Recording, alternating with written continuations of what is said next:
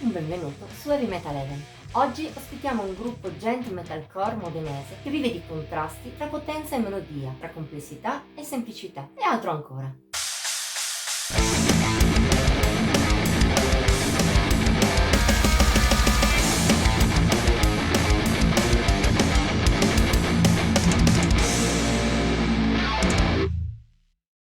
All'interno del metal, se moltissime band suonano della musica che bene o male si può definire lineare, ne esistono altre che invece tendono a variare di più.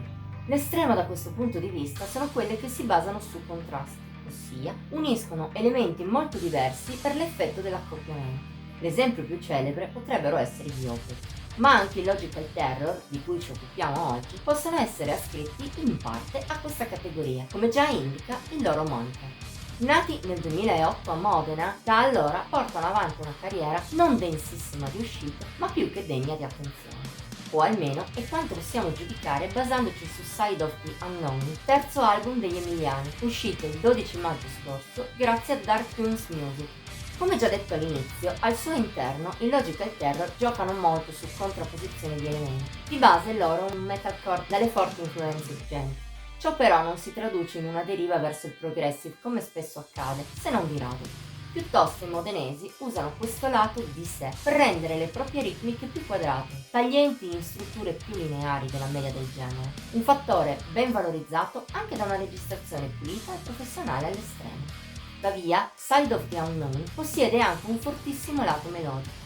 Si rivela ben curato per quanto riguarda le linee vocali, di chitarra e anche di tastiere, mai pervasive come nell'electronic core propriamente detto, ma spesso importanti per la definizione delle atmosfere del disco. Proprio queste ultime, dalle diverse sfumature, sono il punto di forza dei Logical Terror, insieme alla potenza e un suono forse non originalissimo, ma personale. A volte, tra le varie canzoni, queste sfumature un po' si assomigliano, il che fa perdere un po' di effetto.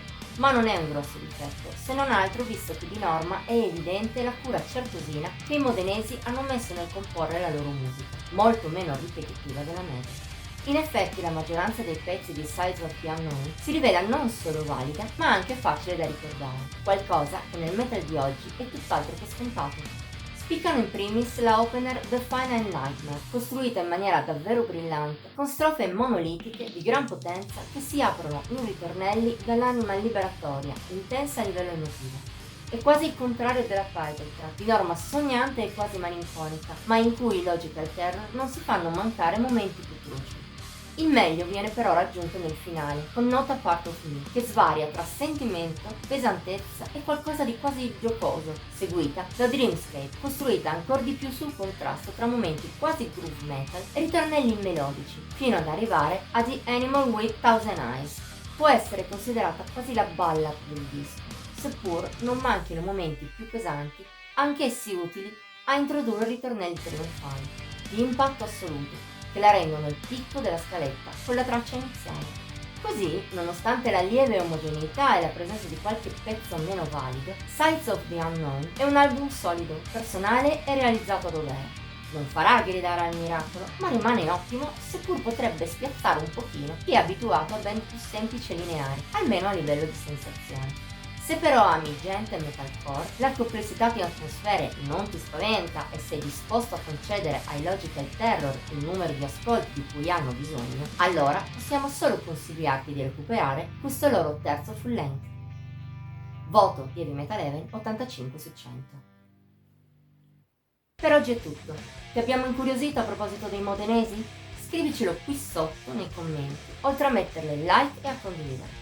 Puoi inoltre iscriverti al nostro canale e attivare la campanella delle notifiche per non perderti neppure uno dei contenuti pubblicati ogni settimana.